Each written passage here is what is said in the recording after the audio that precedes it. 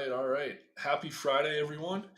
Nick Marro here with our boy Chuck. We're about to break down tonight's DFS main slates on both DraftKings and FanDuel. It is notable that FanDuel cut off the 10 o'clock games. We were just talking about this. DK does have every single game that is being played tonight available on their slate. But yeah, man, what are your first thoughts here? We're getting all this news coming in like 10 minutes before the show. We just got the Celtics news. The Raptors are going to be super thin. But where are you at right now? Well, I was happy we got some news because an hour ago I was looking at the slate like, man, this is kind of tough. And then we got some Celtics out. We got Gary Trent out. So there's a couple spots at least that maybe the pricing is off by a couple hundred or something. But I was hoping there was no late swap today, but they put late swap on the Friday. So I don't know if DraftKings is going to keep doing that. But with the three games on DraftKings, it's like a completely different slate versus FanDuel. Yeah, it really is. And honestly, I don't mind late swap either way on Fridays. It's like I just would like some consistency because Yeah. yeah, it's tough to plan when we don't know until the day of. How does Jameis Ramsey sound to you as the top value play on the slate right now? Oh, dude, I didn't even see that. It's number one. I don't know. I mean, are people going back to Jordan Wara? We've been trying it for how long, and it worked the first time. I mean, he's 2% owned today, 4,200. Jasmine is Ramsey. Oh, I'm gonna need to refresh my ownership. Yeah, I mean, I'm sorting by DK value right now. But Oh, yeah, okay. Gore is more popular. Oh, okay. Um, Yeah. but yeah, I think Yeah. the thought here is just that this game's very likely to blow out. We're looking at a 17-point spread, so whenever we're dealing with NFL spreads, or yeah, that's when things get a little bit dicey. But um, yeah, first we got Unicorn Love in the chat here, just saying good evening all. As always the case, Unicorn had a big win earlier this season. Great to have you aboard. But yeah, guys, make sure you're kind of focusing on which site you're on tonight because the ownership's going to be very different between the two. Like Chuck said, with those three extra games, things could change quickly over on DK. On FanDuel, it's a little easier. Like if you got plans tonight and you can pick between the two, probably play FanDuel. I've actually registered a bunch on both, but I got a lot to do tonight. I'll be glued to my computer. So um, I don't know. How should we go about this? You think injuries first? I mean, we're dealing Yeah. with Toronto. Yeah, let's go to Toronto. I think that's what we're talking about. Yeah, we have a couple with the dude. So this Jamius Ramsey guy, I don't know. I mean, he's getting 5x, right? But what kind of seal? Like, just because he hasn't shown a ceiling doesn't mean he doesn't have one. But I talk about this like every day. It feels like why are we chasing a ceiling from a guy who hasn't shown one when a quarter of the field is also chasing that ceiling? I get he's cheap and he doesn't have to hit the ceiling to win. But I don't know. Yeah. I'd I probably be a mean, little under. yeah, I don't know. It's tricky because I mean, last night we were on Key Analysts and that didn't work out. As Yeah, shout out. confident as we Is were, is is that dude that was in the chat telling us Keon Ellis wasn't a good player? Are you here today? he Shout out was to on my you. mind all night. Yeah. I was like, If he's oh here, it shouts man, out for sure. this guy's either coming back to rip us or he's never returning again. I mean, I was pretty happy with some of the calls we had. The center call, Yeah, we Jock nailed. Landell went off. I was pretty proud of that one. There was a few others, but yeah, Keon was bad, bad. Dude, I feel like we nailed it, except for the literal highest exposed player on the slate. Yeah, him and then one other one killed me. I had a lot of Jabari Smith, which we didn't talk about too much, but he had a terrible game somehow. Mhm. But enough about last night. We got enough to talk about here. I mean, the thing with Toronto, we're projecting Ramsey for more minutes than I think he's ever played in an NBA game. We got him for 27. These last Love few that. games where he's getting over 20 fantasy points, he hasn't come close to that. So we're kind of expecting something to happen here that maybe we haven't seen before. Is it possible? Yes. I'd be more comfortable projecting those minutes if he starts. The projected starting lineup I'm looking at right now does have him at the two next to Bruce Brown. And we talk about these young players that are going to be in the rotation on these thin teams, regardless of how the game plays out. So if this is a close game, he's starting, he's going to get minutes. If it's a blowout, I don't know that they're going to really limit him at all. So I do feel pretty good about Ramsey, but I'm not going to lie. It's like deja vu talking about Keon Ellis last night. We have Bruce Brown, who's the logical play if this game stays close, but he's the vet here. Him and Kelly Olynyk, probably the first two guys to get rested if OKC does pull ahead. But yeah, man, I mean, we're seeing ownership on both sides. Bruce Brown almost 70% over on FanDuel. Obviously, the shorter slate over there. I am concerned about the blowout, though, but at 5,400, he is tough to get away from. But I guess what's your overall take on Toronto? Is there anyone you're going to be super over the field on? Do you plan to just match the field? Because obviously the vets feel safer, but at the same time, I mean, the game script kind of suggests that maybe they aren't. It's gonna depend who starts for me.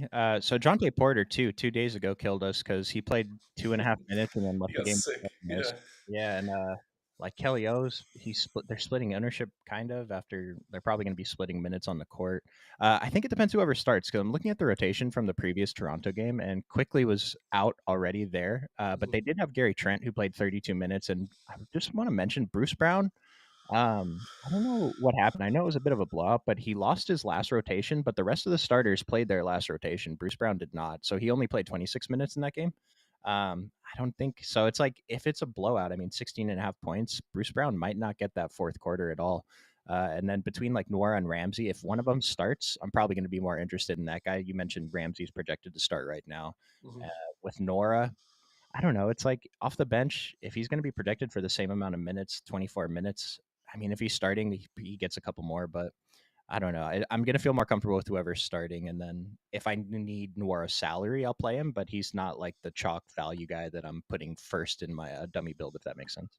No, it does. And let me ask you about these two guys. I mean, we're touching on pretty much everything from Toronto, but I do think it's Yeah. important. Grady Dick and Ochai Agbaji, two very inconsistent players, but probably the most likely to get over 30 minutes here. I think if we're sorting by minutes, we have Grady getting the most, Brown next, then Agbaji. But obviously, you brought up the concerns with Brown. But how do you feel about these two? Because in terms of fantasy point per minute, they're super inconsistent. But you have to think they're probably kind of these hybrid type players too, and that they're going to be in here regardless of how this game plays out. But I don't know. I've had trouble getting there, but it looks like the field kind of agrees, which maybe is a reason enough to get there more aggressively. Grady only 13% on DK, Agbaji 7% over there.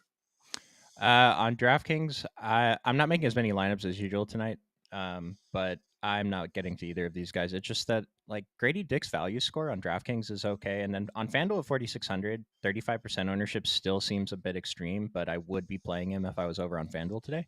Mhm. These guys are just such poor fantasy point per minute guys. Like Grady Dick, he has blown up. We've seen it, but most of the time he just doesn't produce fantasy points. And like we already saw it last game with Quickly out. Quickly's still out, and Gary Trent's out today, so it's a little bit different. But I would have such a tough time getting to Grady Dick. Like Ochai Agbaji at least being low 4K. Mhm.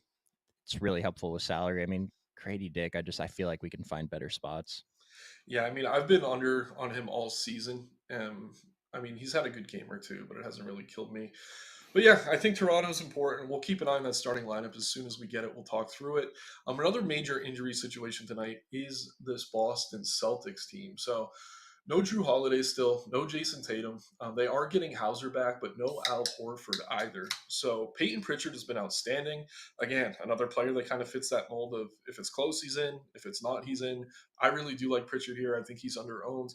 But Jalen Brown to me is probably going to be a priority on both sides. I'm kind of shocked by the ownership over on DK at 6%. This spread is wide, but not as wide as a Toronto game. We're looking at 14 points, still dealing with football scores here. But yeah, how are you feeling about Boston? Because I do think they're a team worth talking about. Not only are they thin, but this is a tremendous matchup as well. Um, so I'm only making a few lineups now. If I was making my full set of lineups, I would definitely be getting to Jalen Brown, but Mhm. and Derek White too. But since I'm only making a couple, I think the only player that I got in my original run was Peyton Pritchard. Still interested in him. Drew Holiday's still out, and he's still awesome. He's going to come in with actually the highest ownership on the Celtics, which is kind of crazy. He's above 5K on DraftKings now, but DK value score through the roof. I mean, Porzingis, D White are also very high DK value. So I would consider them, but Peyton Pritchard, I think, is the guy I'm going to get to the most. I don't want to pay up for these other Boston guys against Detroit in a likely blowout.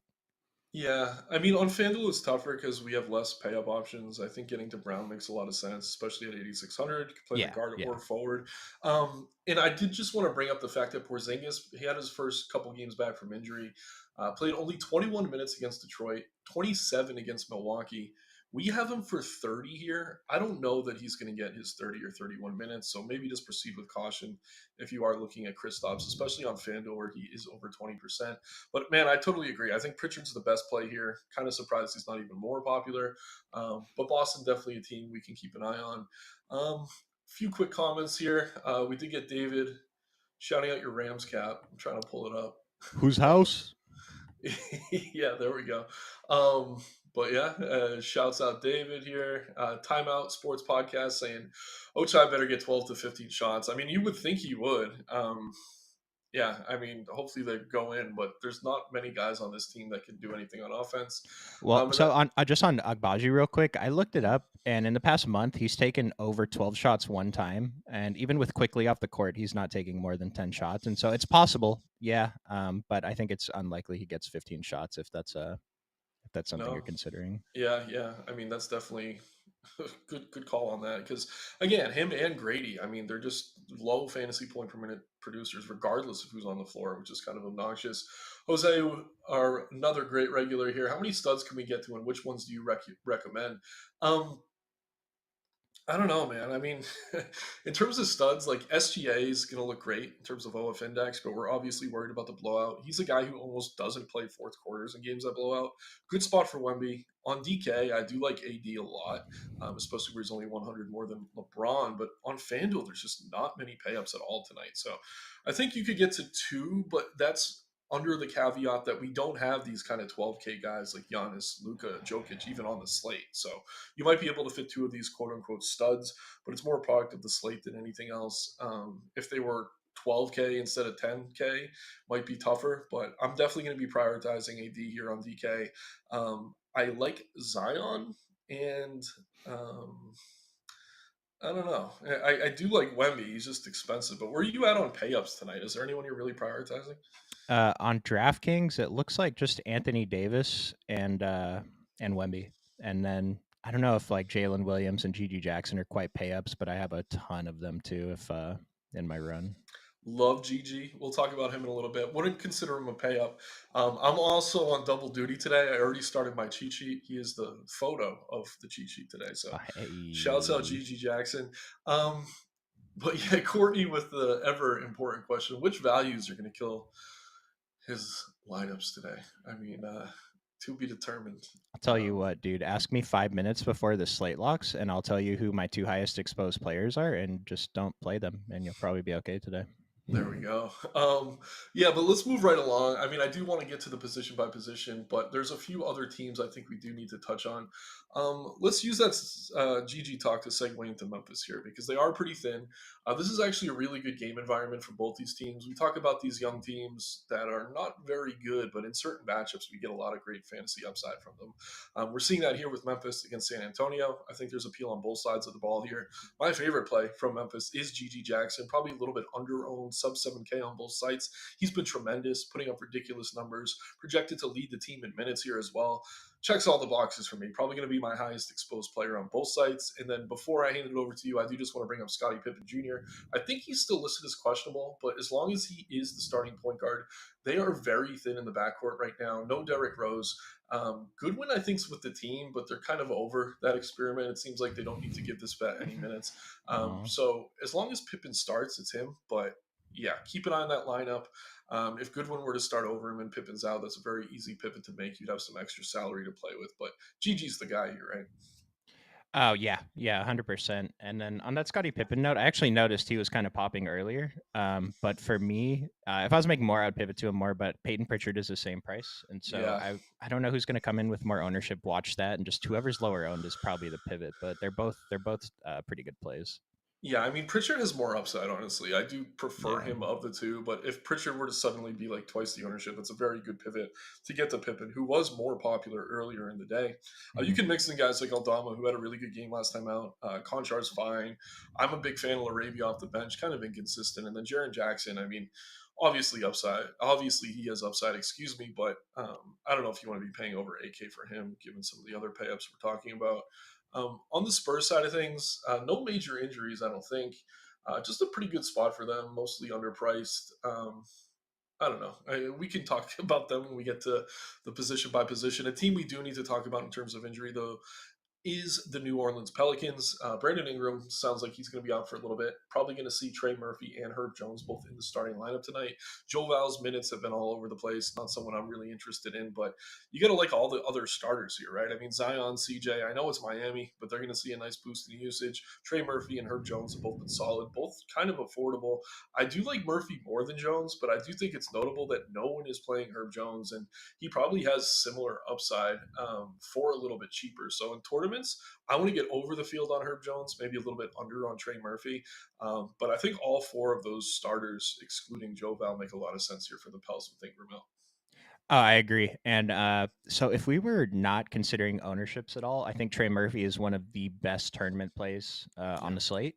But you pointed out Herb Jones at 1% versus right. Trey Murphy's 20. Like Herb Jones is a really, really good tournament pivot tonight. Yeah, especially on FanDuel where you get the extra points for blocks and steals. I do think that makes a lot of sense. On the other side, I'm not going to go too deep into Miami, but it looks like Jovic is projected to start again. Still no Tyler Hero. The model loves Terry. Probably just go back to Terry. He crushed the last time out. We were on the show together, right? And he He was at did the not top of the crush. model.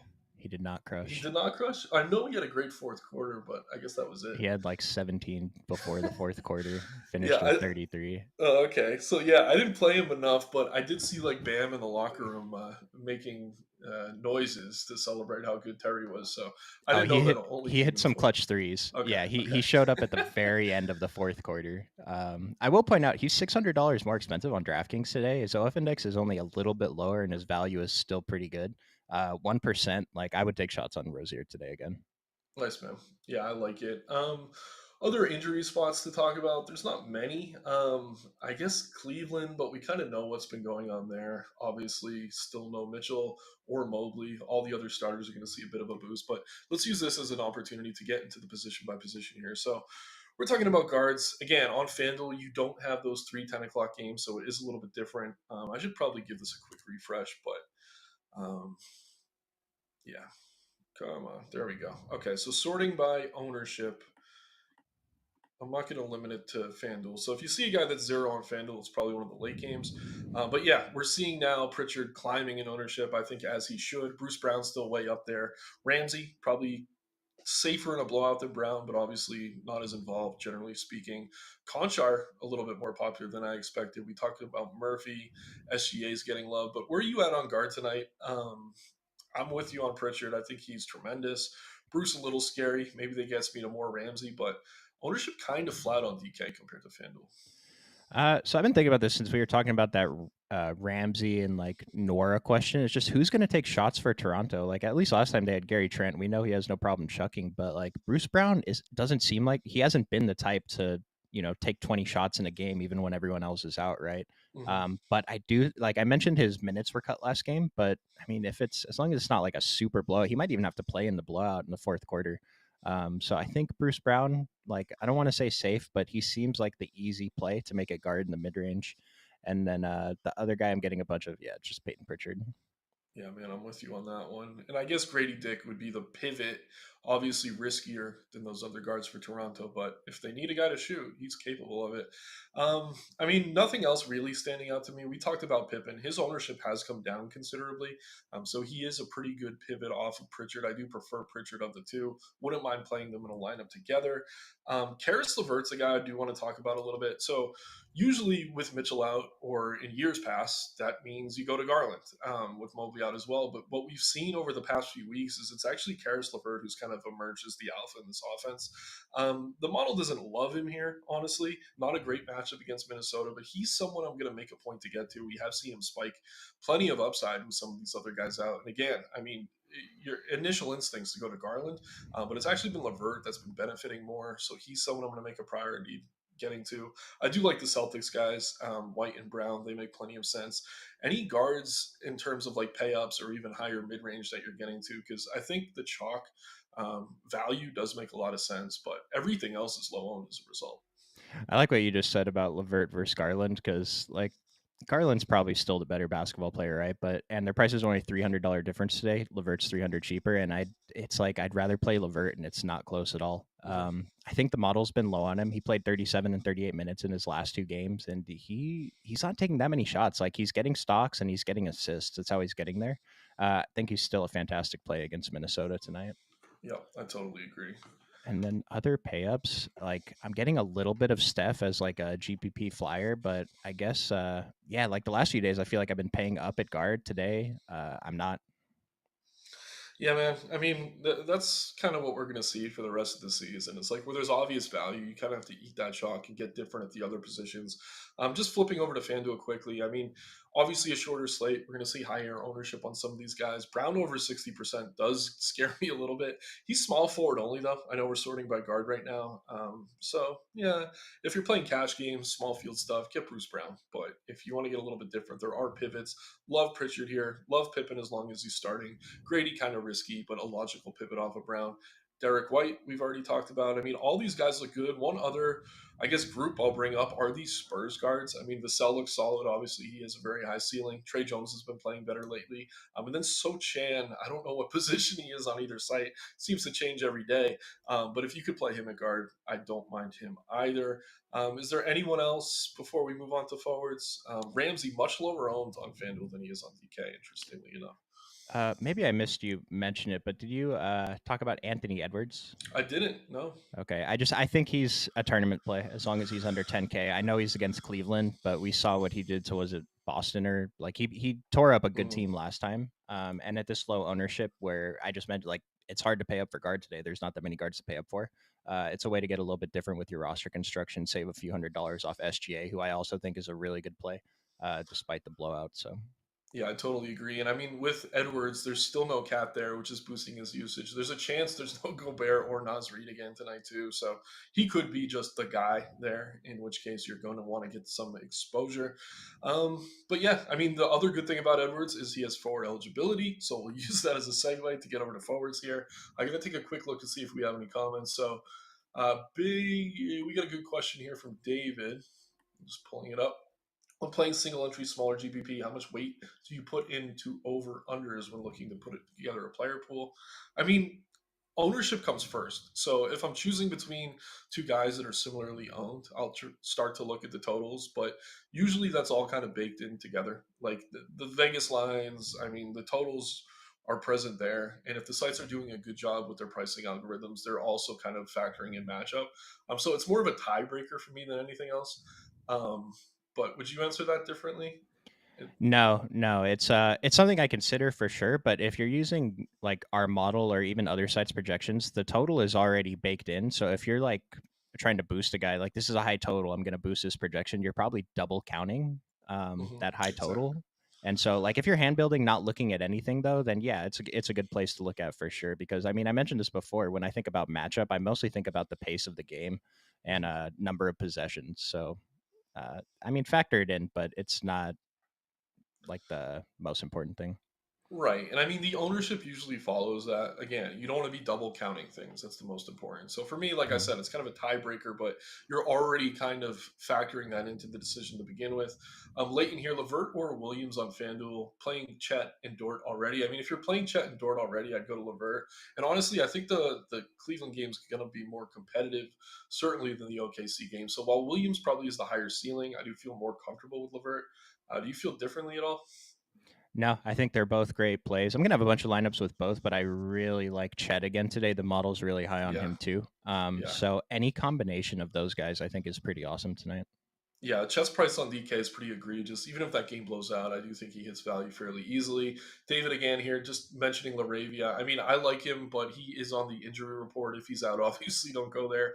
But we should hopefully have that news, and there are enough pivots in that range. You could probably go elsewhere. Then Trey asked us to show FanDuel ownership percentage. I believe I did for guard. We will again here for forward, but let's start sorting by ownership. We're seeing Mora and Brown at the top, followed by Conchar and Jalen Williams.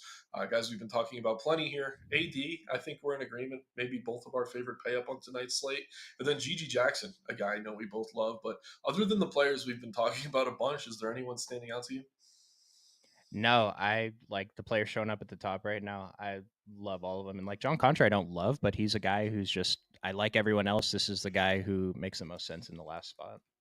Yeah, I kind of agree. I mean, we're projecting him over 30 minutes. I will bring up Okoro's price on DK. I mean, no one ever wants to play this guy, but he kind of does it all. And the minutes are almost always there for him. I don't mind him as a last piece in, something a little bit lower owned than Conchar. Reasonable pivot. Jalen Smith for the Pacers, only 3,700. Can you trust Rick Carlisle? No. Are his minutes safe? No. But if you're looking for high upside sub 4K, I do think Jalen Smith's someone worth considering. Um, but yeah, I mean, we've kind of touched on most of these guys in talking through the injuries. Jalen Brown, I think his forward eligibility on both sides, maybe one of my favorite forwards here. And then just sorting by FanDuel ownership. Um, yeah, looking pretty similar. Grady Dick and Bruce Brown, super popular. Nora, not as popular. So on FanDuel in tournaments, I do like getting to Nora more than maybe Grady Dick. And as popular as Bruce Brown is, maybe him as well. I do think Brown's definitely safer than Jordan Nora, but that is kind of a logical double leverage potential type spot. Porzingis is popular. Again, I do like the upside here against Detroit. Proceed with some caution, though. Not confident he gets over 30 minutes, regardless of how that game plays out. Excuse me. And then yeah, trade Murphy looks good, but feel free to pivot to some Herb Jones. We've talked to most of these guys, and I will say this: if Toronto does keep it close with OKC, it's probably going to be on the back of a huge Kelly Olynyk game. Not something I'm super comfortable getting to, but at the same time, he is lower owned than some of these other guys who could be limited in the blowout. So maybe it makes sense to get to more Kelly O. For me, I don't know that I get there, but just one last call. Any other forwards you think Uh, worth mentioning? just one note. You mentioned Jalen Smith. He did not play last game, Yeah. so Obi Toppin's questionable. I would only play Jalen Smith if Obi Toppin is out, and even then, like it's not assuring that Yeah. he didn't play. Like Isaiah Jackson had a monster game last time, and so maybe that's like the pivot to go there. I didn't see what his price was, so I wasn't really looking at him today. Yeah, I didn't check Jackson's price yet. I think he's center only. But It's yeah, not. Carlisle's Oh, a okay. pain, man. Yeah. Yeah. And then Uh, also like the more I think about this, the more I'm buying into Nora because like that thing I mentioned earlier, like who's going to take shots for this team? We know Nora will shoot. I mhm. don't feel that way about anyone else on the team. Yeah, and we know if we had Eric on the show right now, he'd be beating the Nora drum hard. I mean, he's been Yeah. on him all season. Even when Toronto's healthy, he's a guy we're talking about. So, shouts out Eric. Shouts out Jordan Nora. Probably a little bit underowned compared to some of his teammates here. And again, I do like Trey Murphy, but I think if you're getting some of these other wings for New Orleans lower owned, they make sense as tournament pivots. Um, Guy I was hoping not to talk about, but any Jaro for Memphis for you tonight? I mean, I guess if Pippen's out, maybe, but probably not either way. No. Fair enough. Um, we got a two for two. We try not to answer these too much, but we'll do it for tonight. I mean, Wemby and Jay Williams or Davis and Holmgren. I think it's Davis and Holmgren for me. Just based off the model, I think so. Yeah. Anthony Davis number 2, Chet Holmgren's like number 12. Um, Yeah, and then we got yeah. a fun one here from Yeah. Max. Any Metu love might start. It's his birthday. Happy birthday, Chimezie Metu. I don't think so. What team is he on? The The Pacers? Pistons The got him. Monty Pistons? brought him in after their time together in Phoenix. All right, let me pull up his the rotation from last guy. I remember it being mentioned that he was on the He team. played 22 minutes. It's pretty good. Yeah, checked in with that first group off the bench in the first quarter. Got a pretty good third quarter rotation. I guess is he min price? If he starts, here's a guy I'm highlighting: Tosan as Bumawan, maybe the only name harder to pronounce than Metu's. Um, if he starts instead, I do think I'd prefer him. But whoever starts here is probably fine as a punt. Like I'm not excited to get to any of these guys against Boston, but I mean the minutes should be there and they're dirt cheap, which maybe is enough. One thing I'm wondering, I like they're kind of different positions, but Stanley Amude got hurt. He's not going to be playing. That was the other guy that burned us in the past week a couple times. But Mhm. I'm just wondering how this affects the minutes for your boy. Was it you or Eric that was talking about Ev Boomwan before he even started the other day? That was Eric. Okay. Yeah, I'm just wondering if he gets a few more minutes because he got a pretty good rotation in the Yeah, second half, and then Metu got a few more minutes. Sasser got a few more. Troy Brown was the guy that really benefited from Amude being out, though. He played the last 15 minutes of the game. So all that to say that I don't think that we can predict what's going to happen here. yeah, and honestly, just to kind of wrap up Detroit, I mean, I don't mind getting to Kate or Ivy. Duren looks okay, but all these secondary guys are tough to trust. I mean, there's probably safer value. If you're playing 150 lineups, feel free to mix them in. But Um, yeah, let's get over to center now. Looking at DK's ownership, I mean, Chet is very popular. Obviously, there's some blowout risk here. He's been tremendous, though. This is a great matchup, and honestly, he's just too cheap, knowing his upside. We both love AD. No one's going to argue with Wemby. Porter's interesting. I mean, 4,100 on DK. I mean, if he didn't have that game where he left sick, you have to imagine he'd be probably double what he's owned here. So maybe in tournaments, that's a place you get. If this game does blow out, Kelly Olynyk gets rested, Porter would be someone to benefit directly. I don't feel great about it, if we're being honest. Rudy, if he's in, obviously solid with Cat out. One guy I do want to talk about on DK is Trace Jackson Davis. I feel like he's a little bit too cheap here at 5K flat. Consistently finishing around 30 fantasy points, which is about 6x his salary. Even coming off the bench here in a very high total game, 240-point total, I believe, is the highest on the slate. Definitely someone I have circled as a low one play I want to get to on DK tonight. But where are you at center? I think we both love AD, but TJD might be my favorite DK center point per dollar. Yeah, big fan of TJD. Him and Anthony Davis are in my main single entry build right now. Same. And then, yeah, so the model was so high on Chet last time, and like it's still just as high today, but there's less good plays around him, I think. I think he looks better than he did last time. And then Jonte Porter, is he not in like basically the same spot he was last time Right. at 1/3 of the ownership? I'd like he left early, but if I don't think he was on an injury report today, he wasn't last time, but I can't imagine that's going to happen again. And I haven't checked this stat in a while, but the last time I did, it was kind of similar to AD, where Chet is an amazing team defender, one of the like probably top 5 in the whole NBA, but he still doesn't stop other centers from scoring fantasy points. Maybe that changed, but that's just to say that I don't fear playing big men against OKC. Yeah, no, I tend to agree, man. And yeah, it's just funny. Chet's price makes him really tough to get away from. I did just want to bring up too, if you're playing on DK, DeAndre Ayton is listed as questionable. If he's ruled out, do walk Reed's price back down to 3,500. Nice Not that call. I'm excited to get there, but he'd definitely be someone you'd probably want to consider. But yeah, love TJD. I mean, whoever starts at center for Minnesota is going to be good, whether it's Rudy, Nas, or Kyle Anderson, who I think started at center last game. That And went if well. yeah, I mean, if I never like playing Kyle Anderson, honestly, but he's gone over 32 of his last three. But I did just want to bring up Jared Allen. I mean, if Rudy's in, obviously not the best matchup, but Allen's coming off 2 good games now. He kind of had a rough stretch. I don't know if he was sick or what the hell the problem was, Whoa. but if Rudy's out here, I mean, this matchup gets a lot better than I think most sites are going to project him for. Another guy with Mobley out, we've seen have some really big games. No ownership on him. So if you want to get over the field, you don't need to play him all that much. Um, but yeah, I think it's whoever starts from Minnesota: Chet, AD, Wemby, and TJD on DK. I did not notice Jared Allen was only 2% owned. Like I knew the price was a little higher than I want to pay. And I will say, like, according to the Vegas props, he's projected for, I don't know, 38, 39 fantasy points tonight, which is not great at 8,400. But at 2%, this guy has been so good. Probably the toughest matchup in the NBA against Rudy Gobert, but I still think it's worth taking shots on Rudy Gobert too. He's 7,600 is a little bit too cheap. Yeah, I totally agree. One other spot I do want to bring up is just this Memphis front court. I mean, we didn't talk that much about Jaren Jackson. Pretty popular on FanDuel, but he has forward eligibility on both sides.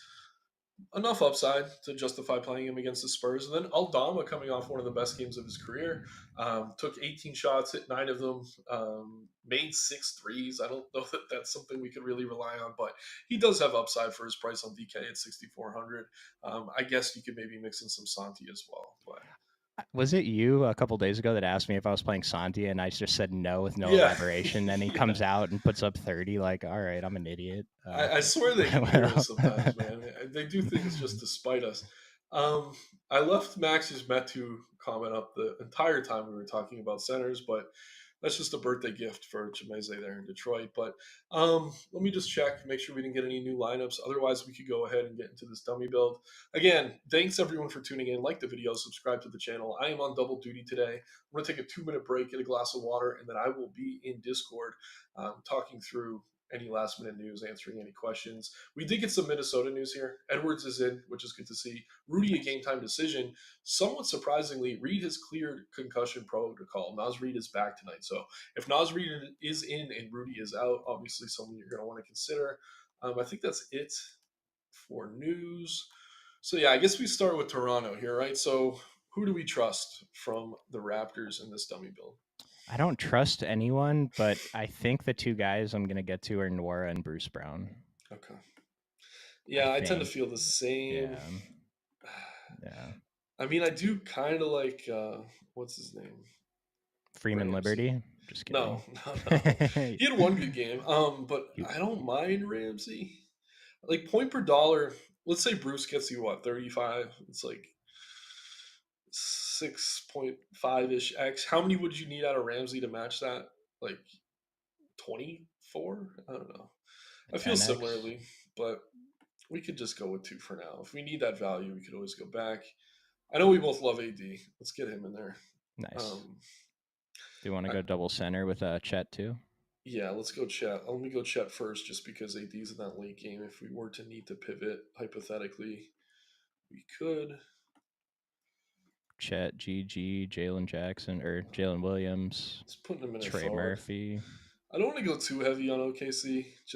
I'm honestly afraid of the blowout. Maybe that's me overthinking it, but It's got GG or GG all day. yeah. And then I don't know, Karras, Trey Murphy are options. I like the Herb Jones pivot for 1K less. Instead of Trey Murphy, let's do it. Yeah. Yeah, Yeah, it's let's do 1K it. cheaper. I mean, AD and Herb should be flipped. Anyone watching, obviously, you keep the late game guys in those spots because you have more flexibility. For the sake of this, we won't tinker. But we're left 5,500 per, which isn't bad. I mean, we got shooting guard and guard. Peyton Pritchard. Oh yeah, he's probably gonna have to go to guard. And then we're like 59 for a shooting guard, which good on Clay, I think. Yeah, I'm good on Clay, man. Does Herb? What does he have here? Small forward, power forward. Just trying to see eligibilities. A lot of these guard forward hybrids, which usually is helpful, but not necessarily on the slate.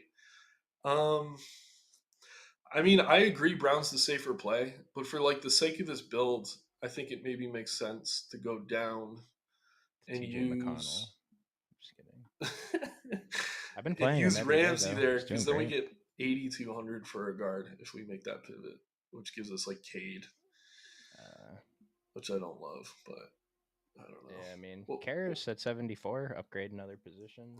yeah, we could go Pritchard, 82 for either guard gives us still just Cade. Karras, I like Karras. I mean, we could go Jones. I don't I was know. about to say if we could make Herb Jones Trey Murphy, this is Right, probably that my would be the single entry logical. today. Hey, I mean that's the logical move. I do agree that Yeah, Murphy's the better play on paper, but yeah. looking for the pivot. I mean, I don't mind Trey Jones. It's not terrible. He's been pretty good. Yeah, I guess something like this. And again, you want your late guys in the bottom spots so you have more flexibility. Let me just check if there's any more last minute questions. I think that's everything, guys. Any last minute question, guys? Get them in. I'm going to do one last refresh of the model. We're a little bit earlier. It's rare for us to be ahead of schedule, so Right, um, especially with how much we rant on about random players. I know, man. It's going to get worse and worse as the season goes, too. We're going to be talking about guys that shouldn't even be in the league. Maybe Jay Crossover gets another call up soon. We did see Isaiah Thomas score points the other night. Um, yeah, it's on Levert. It's interesting. It's just, you would think with Mitchell and Mobley out, it'd be Garland, but Levert's been the guy having the bigger games. Miami, not the best matchup, obviously, but he's been really solid and he's low owned. I mean, there's other options there. Like if you could find the salary to get to Jalen Brown, I'd prefer to get to Jalen Brown, but he is a bit more expensive. So um, I do like Levert here a lot. And if you want to go elsewhere, I think Devin Vassell is a pretty logical pivot as well. There's a lot of good kind of shooting guards in that 7 to 8K range tonight. Um, but yeah, man, any last thoughts, words, etc. before we wrap up here? No. I mean, every slate's gonna be weird like this with which cheap chalk do we play. So just make the right decision. Don't be wrong. Yeah, just get it right and win. That's good advice. But yeah, Pritchard getting more and more popular. I really do like him a lot here. I feel better about him than some of the Toronto value. Oh, Cleveland's playing mini. I don't know why I said Miami, but yeah, not the best matchup. But at the same time, I mean, fine with Levert. I mean, he's been kind of matchup proof, but. Yeah, and I see a comment. Surprised that we played Levert. Cleveland's playing mini. Yeah, I said Miami. I think Oh, that I was. thought he was saying that he's surprised we used Levert because of the matchup. I was just gonna say like he did well in this exact matchup a couple weeks ago, and I think he's too good of a play to really care. Yeah, he played the Timberwolves on March 8th at 43 FanDuel points, 41 DK points in 34 minutes. Past two games, he's played 36 and 37 minutes. He's gone over 44 in each of his last three games played, and that's against Miami and Houston in two of those three matchups. So he's just been excellent. He's been the offense here since he slid into that starting lineup. So really do like Levert. But yeah, guys, once again, like the video, subscribe to the channel, check the links in the description below, get access to the model, which updates in real time as this news breaks. Keep an eye on those lineups tonight. I'm going to be in Discord in a little bit, but yeah, I think that's it. Hauser or Pritchard? Pritchard for me. You could get the Hauser. Kind of boomer bust, though, in my opinion. Whoa, Pritchard at 50% ownership now, dude.